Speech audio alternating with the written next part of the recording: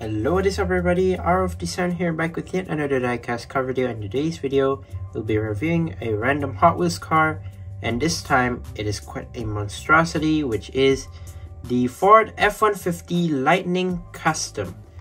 Number 9 out of 10 from Hot Wheels Hot Trucks, and this is number 226 out of 250, and this is a new casting for 2023. Let's go ahead and open this one up. Now, why I said monstrosity, wait for it and look at how low, how the modifications look, and how big the wheels are. In 3, 2, 1. So first things first, right out the bat, you can see that this car is pretty low to the ground. Now, as far as you know, F-150 Lightnings, they are normal pickup trucks, which are, well, tall. Well, they are tall in terms of height. I mean, they are quite tall indeed. I mean, they have some suspension options of an off-road SUV, as you can clearly tell. I mean, not SUV, I mean pickup truck, sorry.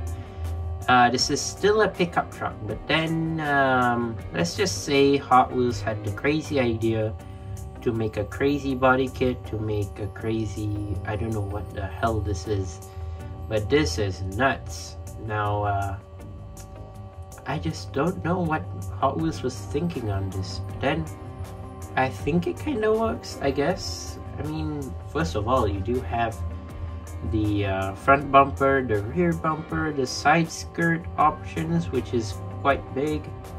That big fat rear lip is quite huge. Wasn't expecting that. And other than that, a lot more modifications. So let's go ahead and take a close-up look on this car.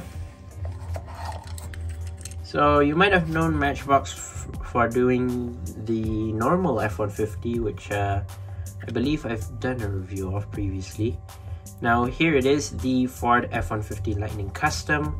Now, first of all, the custom parts of the car, first of all, is the wheels. Now, since this is low to the ground, as you can clearly tell, it's quite low to the floor. So you can clearly tell that Hot Wheels needed different rims and doesn't need suspension. I mean, doesn't need some ride height, so it needs to be low to the ground, and they had to pick the decision on what rims they need to take, what wheels they need to take. So instead, they've gone smaller for the front and bigger for the back. So odd choices. They've taken disc rims for these. I mean, disc chrome rims, which not entirely sure why, but then I think it kind of works. I guess it's all right, I guess. I mean, it kind of suits it, really, maybe, I'm not sure. So chrome disc rims, which are fine, I guess. The rear ones are bigger than the front ones, which is okay, I guess. Another thing is, you can clearly tell that they have bigger side skirts on the side, obviously, which is pretty insane. You have some interesting triangle liveries on the side right here, which I do really like. It's pretty clean and pretty nice. It says Ford right here, quite big in white, and then F-150 Lightning right there at the back door, which is pretty cool, pretty clean, I would say. And here we have the front, where even though it doesn't have headlights, they've exchanged the headlights with more of like a transparent piece, which is I mean, they kind of implemented it, but then without any printing, which well, I guess I can consider that. I mean, it's still headlights, but it's not really printed, but still it's fine. You have the front grille, which I do not, I mean, it doesn't really have a front grille, but still it does have that fake front grille, which is chrome. I don't get the point why they would do that. Maybe make it black, but still make it look like a fake front grille, but then they didn't. They just leave it chrome. I don't understand why, but still, they had to go with it, I guess. And then you have this massive front splitter, which is huge. I mean, look at the size of that. Look how far front that this thing takes, that front splitter. Like, is it meant to scoop up something or something? I mean, what? I mean, like, look from the front. I mean, just watch. It's long, just for its front splitter. Just look at how big that is. I don't know how many millimeters of that extended from the actual body of the car. That front splitter is quite huge. So here's the side, the other side, if you are wondering. Oh, I forgot to mention the hood. Hold on. There it is from the other side. And let's go back to the hood. You have that same design as the side of the car right there. And you have this extra hood scoop at the front of the hood. I think that's for aerodynamics, as well as the one on the roof as well. And yeah, pretty insane, to be honest. And you have some details on the roof as well, which I do really like. It's pretty cool. And yeah, I forgot to mention, you have that big rear lip on the top part of the roof. And also, not to forget to mention, the back of the pickup, which is huge. Now, yes, this part is actually covered in the plastic transparent piece, where you can see the inside. It's kind of chrome. It's in there, so it's quite disturbing, but still, it doesn't really have anything much in there, but still kind of nice that they've let us to see inside instead of covering it empty right there, which is quite nice. It has the Ford text right there on the top as well, which is pretty cool. Here on the back, you have no rear lights, but instead they've done the same idea like the headlights. They've changed the rear lights with a transparent plastic piece, which I have no clue why, where they could have just designed a rear light for the car and then just stick it on at the back, but instead they didn't. And as well for the front, they could have done something for the headlights, but then they maybe are too lazy to. Instead, they just swapped it with a plastic transparent part, I guess, translucent, I'm not sure. And for the back part, you have F-150 in chrome, which is interesting as well.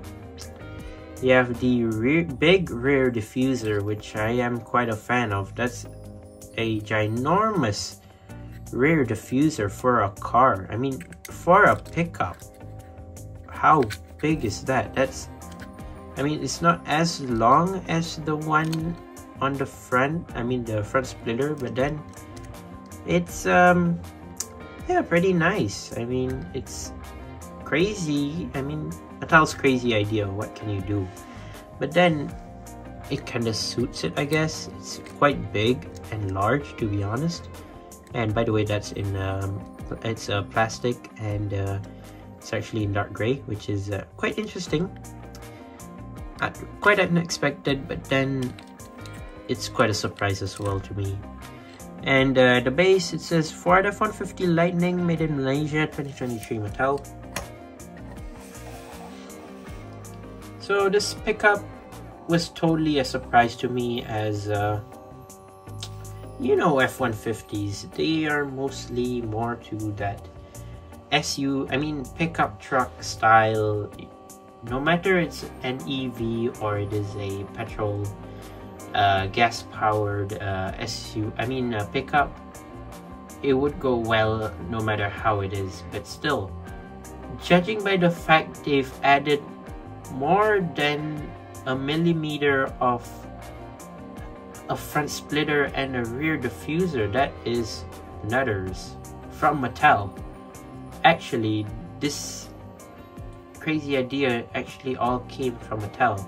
And I didn't even mention that it had a bit of a wide body from the side. If you look closely at the back, it's quite noticeable that this car has a slight wide body for the side of the car, which is just wild. Something from Mattel that you didn't expect, made by Hot Wheels, which is quite crazy and quite unexpected for Mattel standards. But still, again, Matchbox has done the stock model, so it's time for Hot Wheels to do it, but nobody expected it to be something like this. But then the livery looks nice, the whole details look nice. I do really like the casting. It looks pretty awesome, and overall it's not too bad, and not many complaints from me. And hopefully they would make more of something like this in the future.